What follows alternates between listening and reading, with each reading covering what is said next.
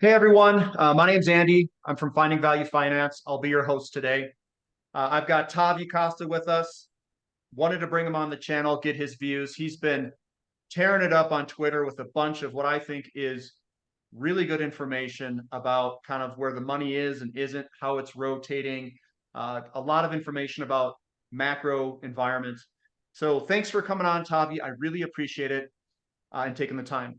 Thanks for having me, Andy. I appreciate the invite and looking forward to this conversation.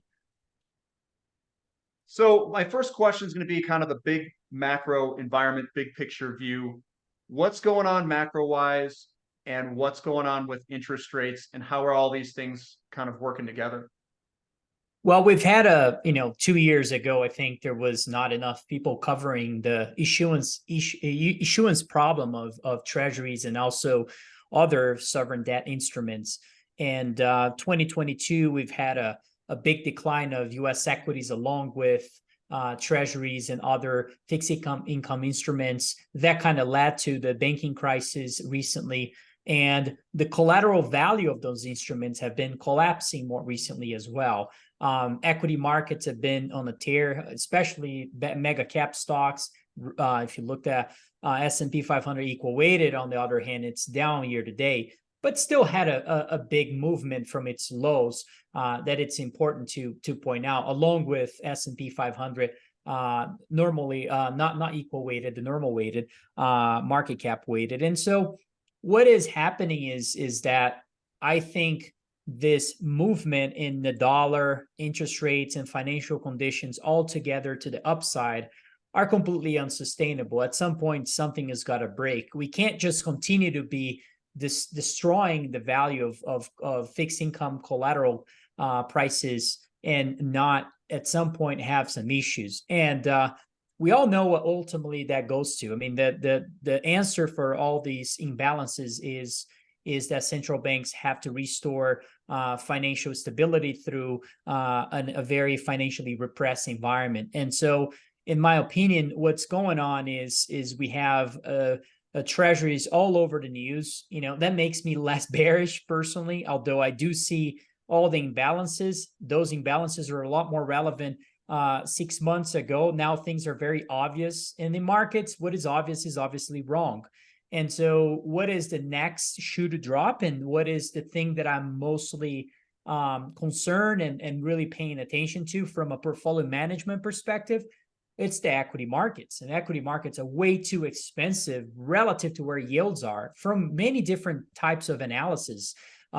Just looking at the risk premium is now turning negative in a lot of indices. That is just the earnings relative to prices. So that's the earnings yield relative to the 10-year yield is actually lower than interest rates currently. And so, all those things are becoming an issue. We're seeing the steepening of the yield curve happening, which tends to coincide with recessions. And then you look at credit spreads, and credit spreads are currently at about less than 2 percentage points. And so when have we ever seen a hard landing unfold, which I think it's inevitable given the fact of what we're seeing in terms of fixed income decline? When do we see that really reflecting the actual risk in credit markets, particularly from the corporate bond side? I think that's an interesting trade idea. That's something I am very focused on. I think that credit spreads are about to blow out, and that's what causes further financial conditioning to tightening. And so I think that's the next shoe to drop. Mega caps.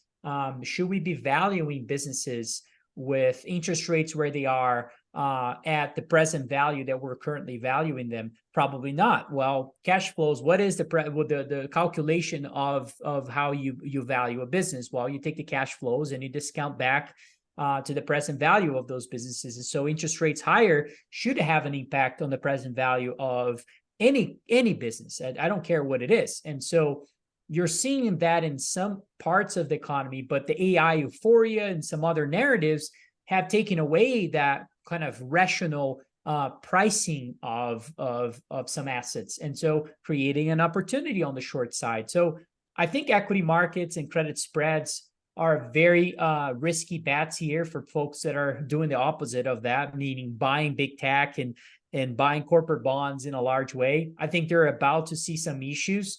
And so I'm very focused on that side more than the treasury side, because I think the treasury side is all over the news. I mean, just read the newspapers. It's, there's 3-4 articles for every page in the Wall Street Journal right now. So regarding treasury imbalances. So that is a little bit too clear. And I think the big question is more on the equity side and the corporate bond side. So it'd be a fair statement to say that the 40-year decline in interest rates jammed all this money over in equities and bonds. And with the rising yields, well, I should say rising inflation, then the rising yields, it's starting to unravel all that. Is that kind of your viewpoint for the most part? Well, I think the big question on the macro side is, well, is this inflation problem that we've had over the last 2 to 3 years, is that more of a structural problem or cyclical? If it is cyclical, then you should be buying treasuries if we're going to see some sort of economic contraction. In fact, I believe the only logical demand that could come to treasuries, given how much issuances we're seeing, is only 2 ways. One is a total deflationary shock, meaning equity markets fall apart. And maybe that's the Fed's role right now. There's no much way around that. I don't know, a lot of people disagree with that, but maybe not the role, but maybe that's their only option, is to tighten conditions meaningfully enough that causes some sort of contraction in markets that then causes inflation expectations to go away, that then creates demand for treasuries. That's one solution to the problem. It's not a real solution. It's creating another issue. The second one is the central banks step in and buy those instruments. That is, money printing and debt monetization and so forth. You can name, some people are saying, no, technically that's not money printing and so forth. Well, that's the central bank just increasing their size of the balance sheet by accumulating treasuries and so forth. Call it whatever you want to call it. But it still is creating demand for treasuries from money being created out of thin air as well. So, whatever that is going to be also another form of optionality for policymakers as we move along. The scary part of all this is that you're commenting on the interest rates declining, inflating the value of assets. That's absolutely right. And that's the reason why 60/40 portfolios have been so popular. There's a chart that I put out recently, and I can just mention here, I don't need to show that chart, that shows that TLT AUM, meaning the fund, the assets that are coming into to the TLT ETF, which is the most liquid ETF, one of the most liquids, along with GLD, which is basically the treasury ETF that is out there. And what you see there is that the ETF itself, price-wise, is down about 48%, 50%, literally 50% decline, 50% haircut on your holdings of TLT in the last year or two. And at the same time, if you looked at the asset behavior, meaning how much inflows we're seeing of capital into that instrument, it is surging. So a lot of those investment strategies that are more traditionally, especially over the last few decades, which are mostly 60/40 allocations, 60% equities, 40% fixed income, they still have their mandates, forcing them to be buyers of those instruments, despite the fact that it's been declining, which, that is logical, actually, right? I mean, if something is getting cheaper, you should be buying that. But the point being, we are seeing this downward pressure on treasuries, despite the fact that 60/40 portfolios have not restructured their own, traditional ways of investing capital. When you looked at, the history of 60/40 portfolios, there are periods in history that the BOJ had a chart looking back, 200 years of the correlation between U.S. equities versus the Treasury total return. And what you find there is that this period where this inverse correlation between the two, where equities rise and equities fall and treasuries serve as a haven asset, really happened in the last 3 decades or so, 2-3 decades. prior times, we've never seen that correlation be the case. So, this golden era of 60-40 allocations, in my view, is over. And, now we're back to normality, meaning where treasuries actually decline along with equity markets. And if that's the case, there's a lot of repositioning to still happen in markets that will create a lot of opportunities. What's the leadership of equity markets going to look like, 5 to 10 years from now, as we see that restructuring happening of traditional investment strategies? It's a big question. And I have my views on that as well. Like why we know that basically the only solution to all this is central banks is stepping in and buying those instruments in a large way outside of a deflationary shock. And at the same time, we have historically underallocated hard assets in traditional portfolios. That's an even bigger question, in my opinion. So, yeah, sorry to go for a long answer, but those are all things that are in my mind of how to take advantage of these imbalances that we have in the macro environment right now. So let's go back to the yield curve real quick. We know it's inverted. Do you think it's going to invert further, or do you think this thing is done and that we're going to get a slowdown in the markets coming up here in the short term? We're seeing the steepening of the yield curve, which is important. My guess is that the Fed wants the steepening of the yield curve, and not for the reasons that a lot of people would think. And for the main reason is because an inverted yield curve is no good for a policymaker.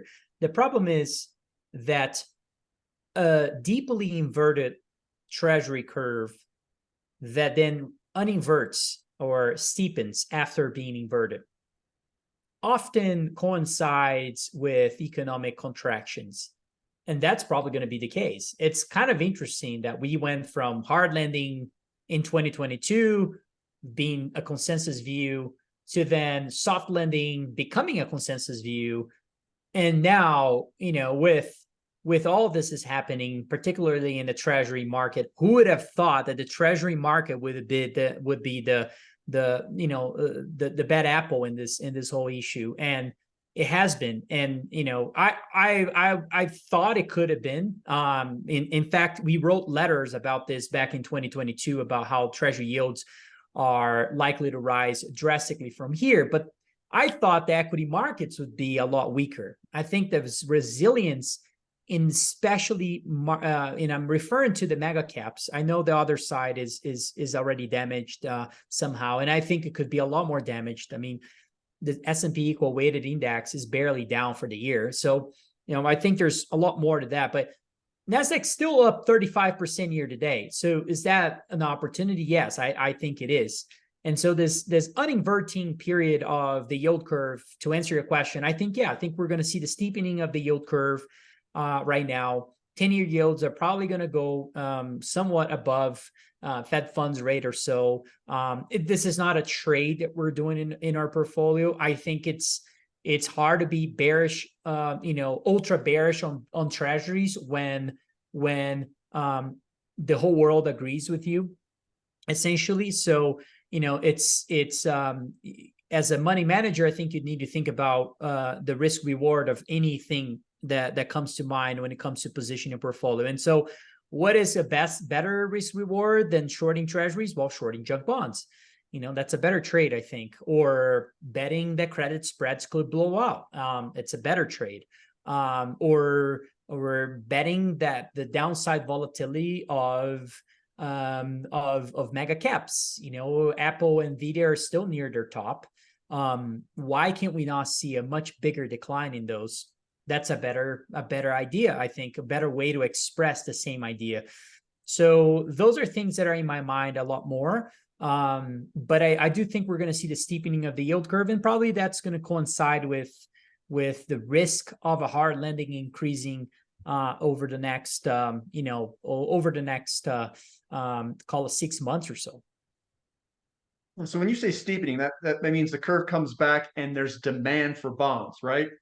Because of a potential problem, but then you've got all these releases and bonds coming ahead of us. Am I saying that right? Well, the steepening of the yield curve historically has been caused before recessions because the front end of the curve declines more than the back end of the curve. Although people buy the back end of the curve to protect on prior recessions, meaning they buy treasuries, long-term treasuries, and the yields decline, the front end declines even further because we've seen Fed taking rates to zero, to some crazy low, historically suppressed levels.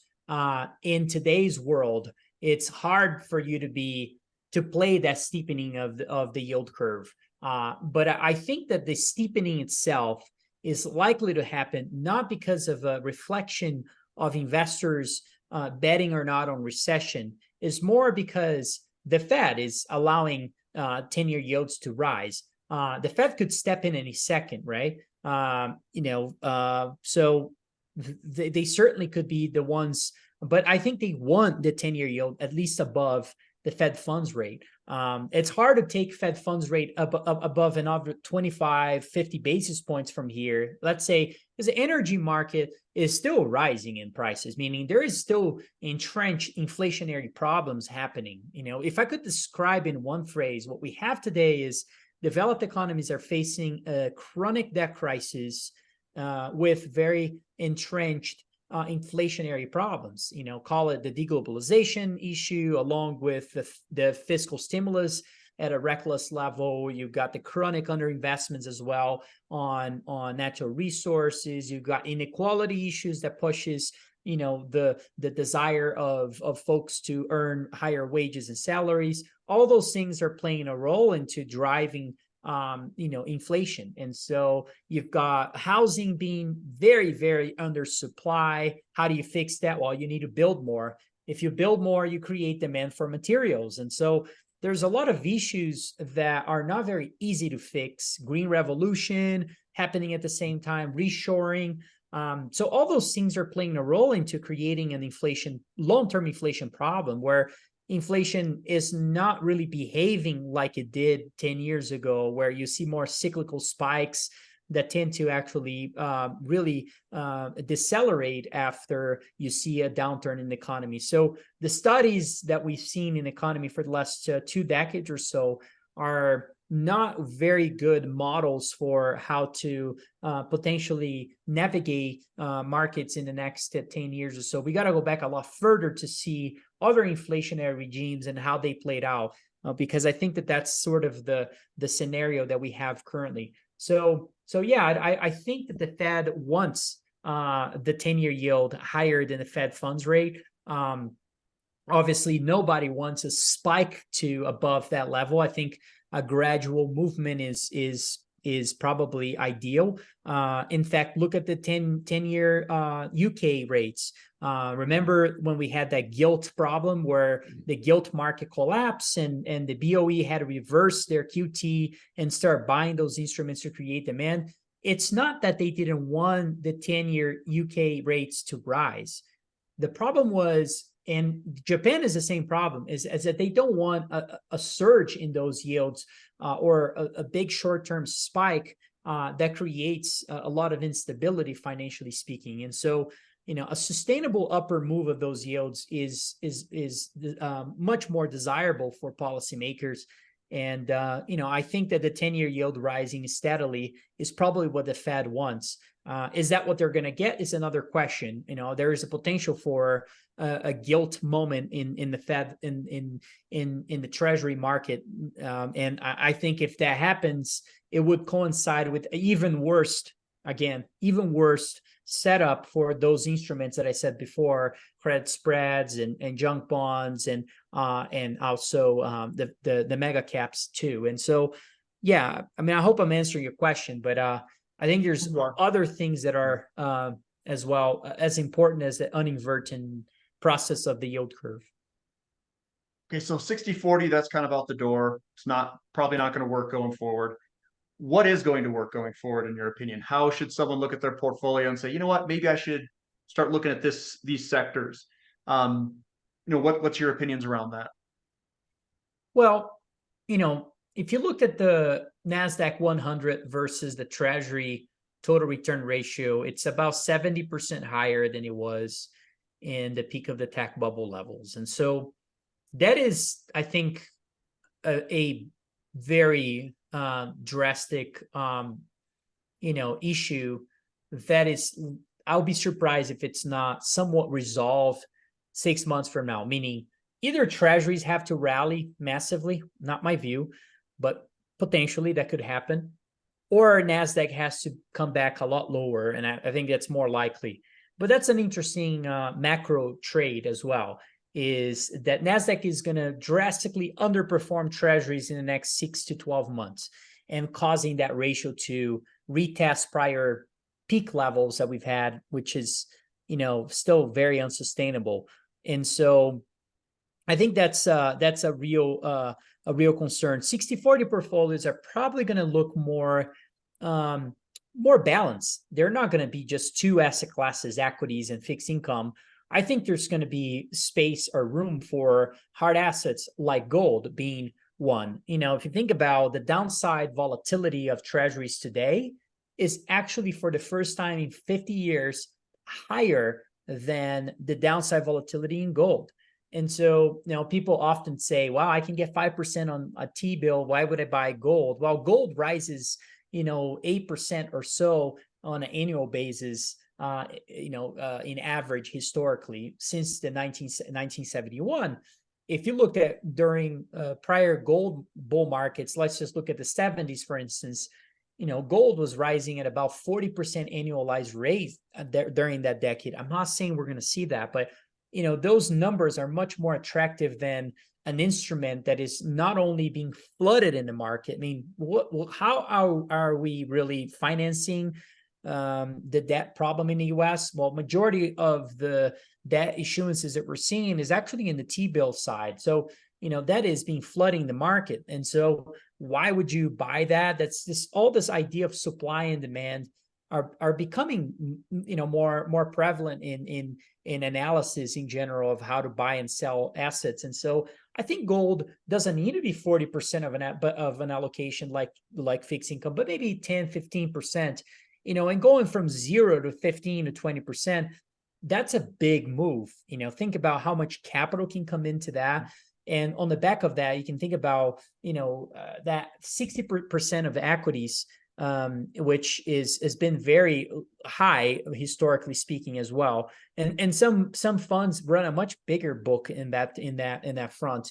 And, when you look at that in particular, I think it's going to look more balanced as well on what the composition of that will look like. Rather than US equities, maybe more foreign equities, maybe more emerging markets will become a larger portion of that. There's a reason why emerging markets have been performing better. It's because there is some institutions that are starting to look for alternatives.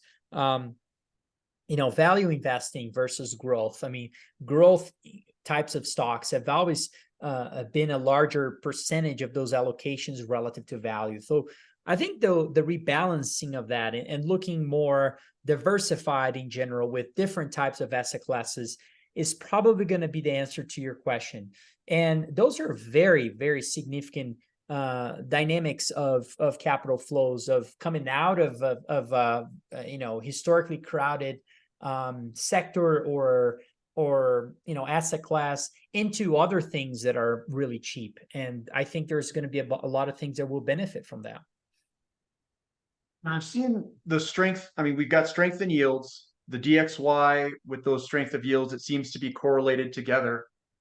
How is emerging markets, how are they going to perform with a strengthening yield or a yield that is at least higher for longer, so to speak? What's your opinions around emerging markets and yields that are either strengthening or going to be strong for a period of time? There's a lot of ways to answer that question. The first one is they have been already doing that, right? Meaning we've seen the steepest rate hike cycle in history, and Brazilian equities outperform almost every market in the world. Look at the Mexican peso versus the dollar. And so we've had a significant outperformance of those markets, despite the very troubling macro setting for those types of markets. And historically speaking, now who would have thought, right, that the Brazilian real wouldn't be killed if the Fed would take rates from, virtually 0 to 5.5%. Now, I would have bet on that, right? I mean, it's it's been surprisingly positive for those markets, despite the fact that we've had those dislocations in the fixed income market. Now that's a factor that you're right, that is not positive. That's not net positive for emerging markets. It's net negative. Now it goes back to the question of how much, and the same goes for gold potentially. How much does that really matter over time? What is the even more relevant force that potentially, because we got to look at a multi-factor approach, not just one or two things that can move the market. And potentially, like I said, if hard assets are really underallocated and we see restructuring of 60-40 portfolios, and we see reshoring along with green revolution, along with more housing construction, along with social programs to fix the inequality issue, a more inflationary environment, it would surprise me if commodities don't do very well. I think commodities are poised to do very well in this next 5 to 10 years. And if that's the case, I believe that some emerging markets, not all of them, have a higher probability of doing very well. And resource-rich countries like Brazil could do very well in this environment. And that may be the case despite how interest rates behave. In the 70s, that was the case. And gold did well with interest rates rising. Emerging markets did well with interest rates rising. And so it all depends. And then you got the 80s, where it was a complete opposite of that, where emerging markets collapse and you had gold collapsing and all those things.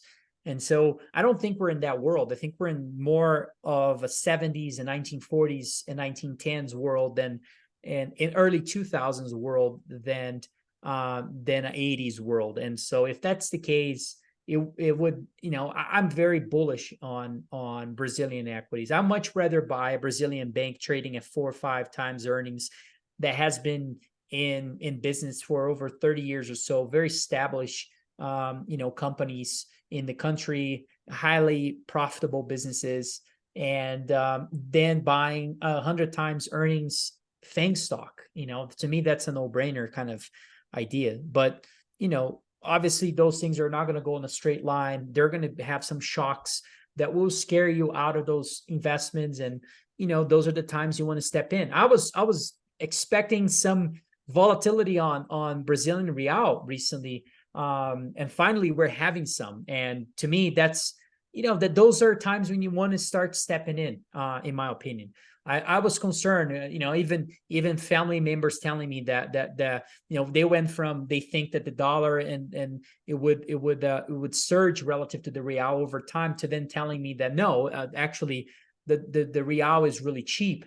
And I was like, okay, I understand it's a, it could benefit from a commodity trade, but I think the sentiment is a little too heavy now. We need some reposition. We're having that right now. And so when you have those things happening, you have to pay attention and think, is this a real move, or just, we're just repositioning, resetting expectations? I think we're resetting expectations on emerging markets, and those are going to be very, very attractive opportunities for the next few years. I totally agree. EWZ looks fantastic from a charting perspective. What Brazilian companies do you like? What sectors? I know there's iron ore, steel. They're pretty big there. They've got oil. They've got a lot of good stuff in Brazil. What's your opinions around the sectors and what they've got over in Brazil? Well, I'm very focused on commodity-led businesses. We own a basket of those. The state-owned companies also look attractive, but they're state-owned companies, and they might get caught up in political scandals. Don't be surprised with that. Don't have that as your, higher, most overweight position, in my opinion, in your portfolio, because things could turn, and you don't need to take that risk. There's other businesses that are really cheap that provide the same, a similar level of opportunity, that you don't have to take that additional risk. So my opinion is, have some of those state-owned companies, but no, don't overweight those. talking about Petrobras, Vale, and some others. The banks look really attractive, Itaú, Bradesco, and so forth. I think those are kind of good companies to own over the next 5 to 10 years. You want to allocate on those, I think, over time, take advantage of pullbacks. Gerdau is a steel producer. I think it's a very good company that could potentially do very well. There are agricultural commodity businesses in Brazil that could do very well. We're very focused on private and some small cap mining businesses too in Brazil. I think those could potentially do very well because the economy, I should say, or the country is very unexplored, and there's a lot of opportunities of finding resource deposits and new systems to be explored and developed over time that could help to the supply of materials over time as well in other parts of the world. And so yeah, I think there's opportunities in the government debt side. We don't own it, but I think there's some opportunities there. Some opportunities in FX too, that you can play with the government debt side and own the instrument in real terms. That's an interesting idea. It fits a portfolio. It doesn't fit mine, but I think it could be an idea. Another thing I'm looking into is the housing market. I mean, this is the first time that I know of that the cost of living in the US is drastically higher than living in Brazil in dollar terms. And more people are going to realize that over time, and they're going to see the gap. And some of that, I don't want to say that there's not reasons. There are no reasons for that. There are very important reasons for that. I mean, it's a safer country in the US.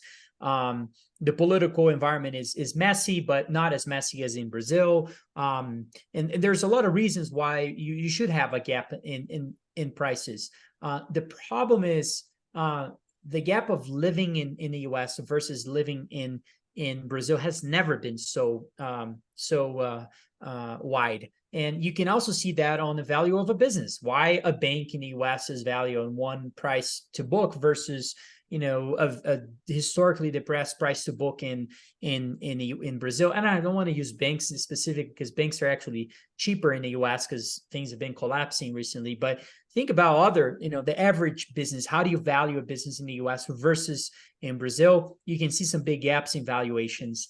And so I think real estate is reflecting those gaps too. And there are opportunities in great real estate assets that you can buy in Brazil that I think could do very well over the next Brazil hasn't had a real bull market in real estate in a long time, and if you see the economy doing well, that is a natural benefiter of those trends. And so I think that's another way to play this.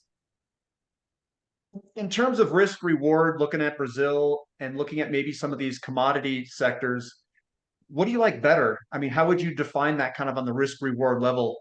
A lot of the times I look at certain sectors and I keep going back to it, like oil, nat gas, those companies. I'm like, man, this looks pretty juicy.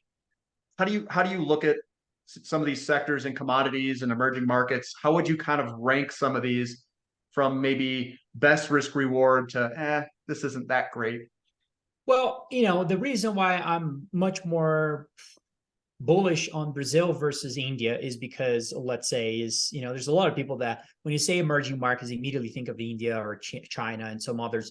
Is that I separate things because I think and like you said, there's a probability of working, doing very well. If the dollar is weak, very weak for the next 5 to 10 years, it could benefit any emerging market. So I could be wrong on that.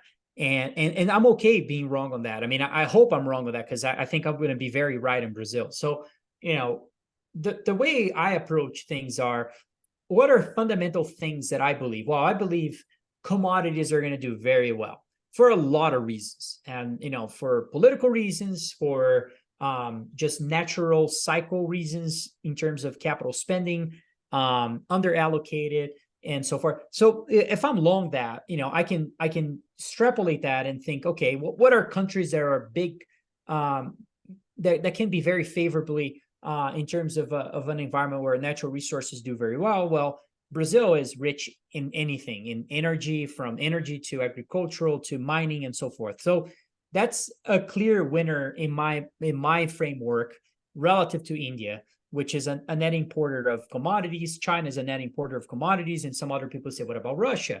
Well, Russia is a authoritarian regime. You do not compare, Russian political leadership with Brazil. It's, we're not invading anybody or anything like that. So, people go too extreme on those things, and I think that's a clear winner in my framework. So I'm going to go heavier in that, and I think that's one way to do it.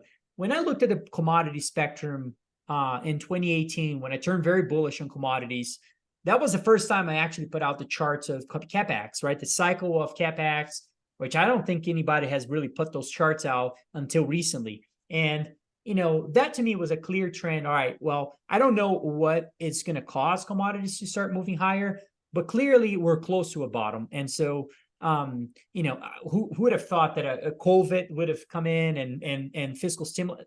Nobody knows that. So, if we're gonna, so I looked at the commodity space, and I was very bullish in commodities overall. Over time, as I looked at the commodity industry, which I don't want to say I'm short anything. I think things are way too cheap everywhere. But if you think about risk reward and asymmetry, it is clear to me that metals and mining is a very attractive. There's a very attractive proposition to own more metals and mining than the other parts of the commodity industries.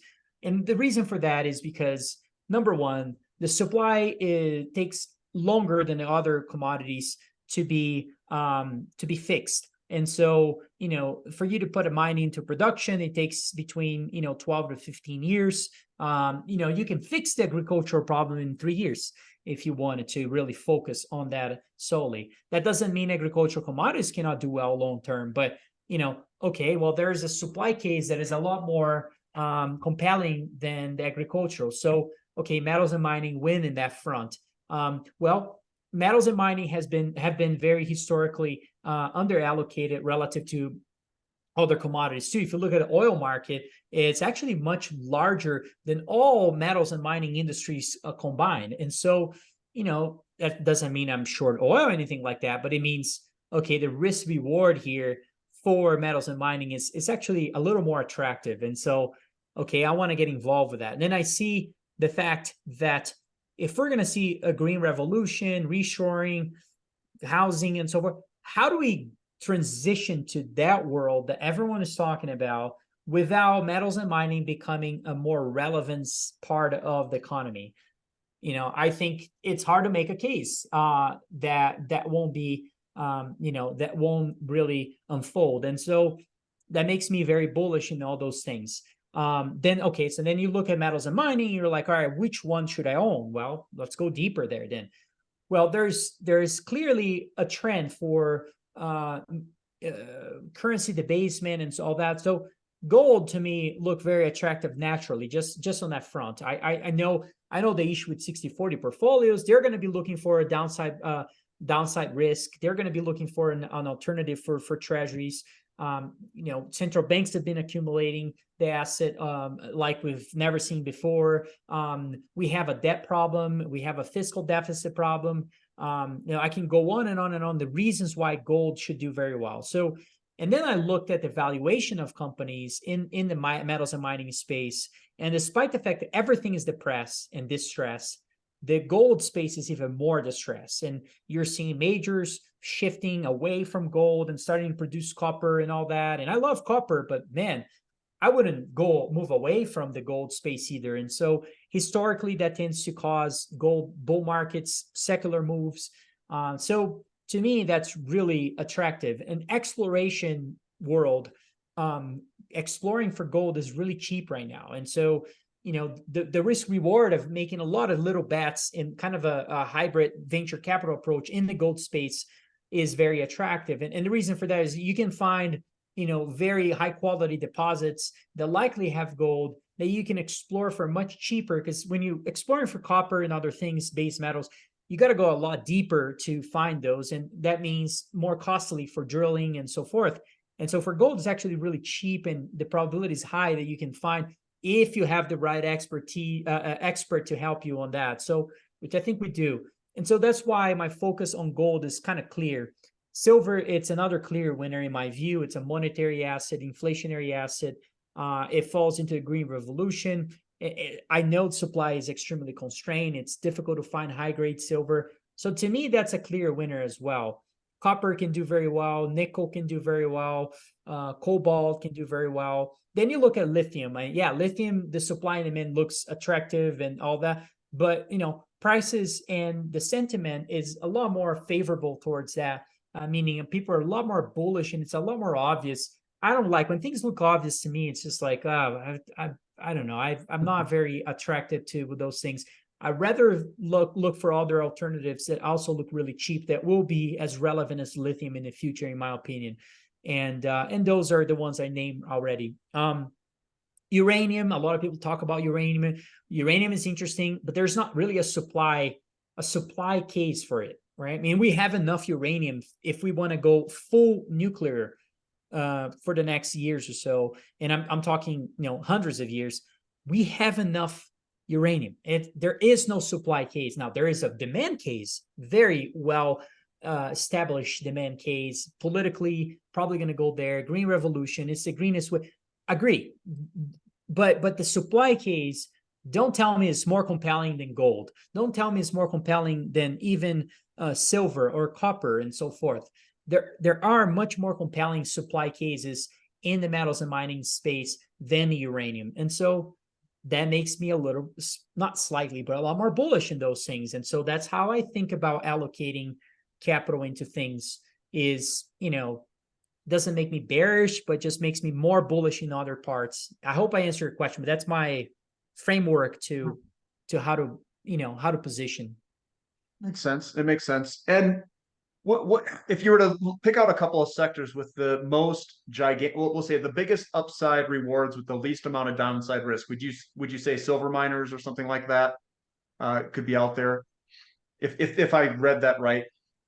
Yeah, I mean, silver miners are one of them, but I think, so to me, explorers are really interesting because the cost of mining is getting more expensive, right? So the cost of mining is getting more expensive. That hurts developers because if you have a resource and you're about to develop, your cost is going up every day with oil prices rising. So clearly there is, I don't think those are bad options either. I'm just saying, in a relative basis, you think about exploration, there's not much of a cost as attached to those things. Yes, cost has been rising, but the cost to explore in the gold space is relatively cheap, meaning you acquire claims, mineral claims of an area that you think there's gold. Let's just say you hire an expert.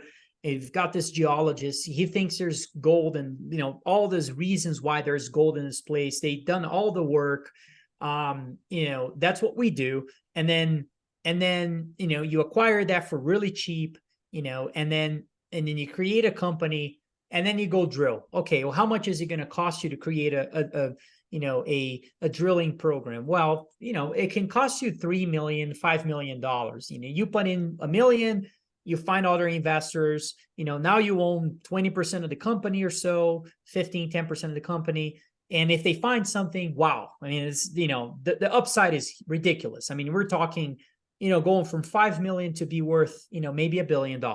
And so you can do that many, many, many, many times in a lot of, and it's not going to be easy. And you may lose in 80 of them. But if one of them is right, it makes up for all those losses. And so that to me is an attractive way. It's like kind of thinking about a call option. You buy a bunch of those. The difference is a call option, you can't do much to change the outcome of that call option. In this case, you can, because you can add expert value, right? And unlock further value and improve your probability of finding those discoveries, while you can't really do that with the call option. And secondly, the price of the call option is, thinking about this, is priced the same way in terms of the quality of the product. So a high quality project in the space versus a poor quality project are basically priced in the same level, which allows you to buy something priced for failure that potentially has that could be worth, $1 billion or more.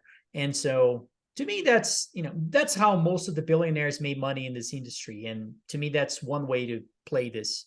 That is, more niche and different than what is out there. Okay. And I know a lot of the ideas that you've got, they are centered around a structural type of inflation, is the way that I'm seeing it in America to some extent, in a commodity bull market, like Brazil and some of these other themes. Is there anything that can go counter to that theme? Anything that could stop a commodity bull market? Anything that could slow it down or destroy it that you can see? Very good question. And yes, there is. Productivity would be a good answer for that. If we have something along those lines, we could see a return to a deflationary environment. And what's interesting about gold is that gold can actually do very well in a deflationary environment too. So that is another reason when you're ranking those higher probabilities. And I know gold prices are much higher than some other commodities like silver, but the difference is a gold property is not at that high level. It's actually much lower than even silver prices. And so that's where the trade-off is. And so in a world where gold does very well, even in a deflationary shock, and we go back to a more disinflationary environment where inflation is not really entrenched, and we go back to a globalized environment, the tensions geopolitically improve. It's not my view, but let's just say we are in that world, and reshoring is a necessary. Housing market declines because we're seeing a deflationary shock, and things go back to more normal, and inequality is readjusted because asset prices have come down drastically. If we're living in that world, then I could be wrong in a lot of things. I could be wrong about oil. I could be wrong about copper. I could be wrong about the green revolution. So, how do I adjust that? Well, I have a larger percentage of my portfolio in gold. I have very high degree of shorts in the equity markets because I think that would be the way I could be wrong on things. I much rather short expensive financial assets than shorting copper, for instance.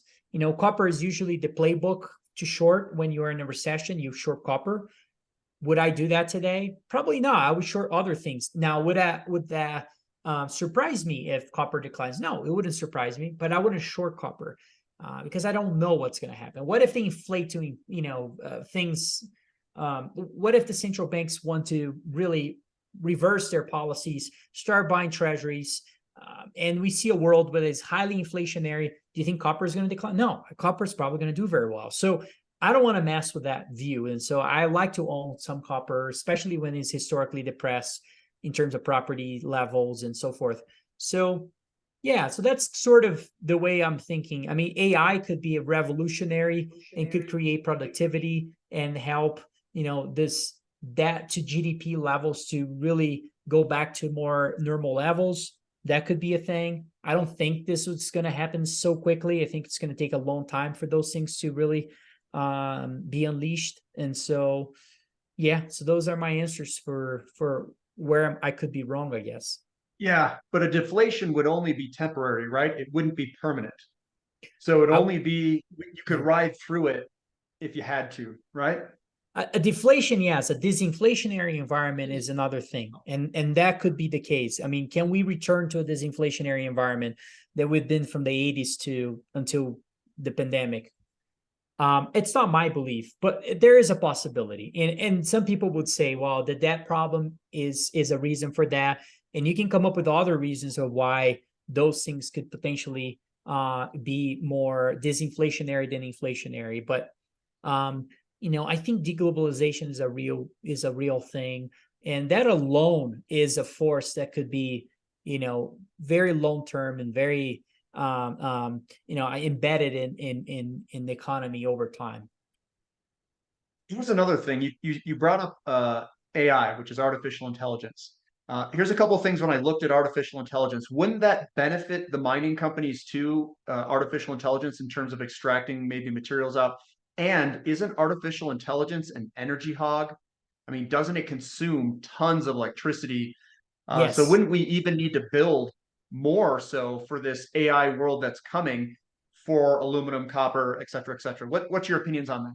Well said. How do we build automation without building things, right? I mean, we got to build the robots and all those things, and they're made of something. They're not just, a software. They're made of something. They're hardware. And so if we're going to go back to that world, yes, you're right. It's going to be or I see things like, we're not going to have gas stoves anymore. Okay, then we don't have enough copper. If we're going to go to electric stoves, okay, fine. Then we need more copper, a lot more copper. And so, things like that, those transitions are issues with so yeah, I think that's right. I think that's AI is, and it's the flaw in this argument that AI is very disinflationary, to me, is exactly what you just said. Is when I think about the risk of my view is AI, and when I think further on that, it's like exactly what you come up with. And it's, to me, it's like we've forgotten and how expensive AI really is, how capital intensive that is.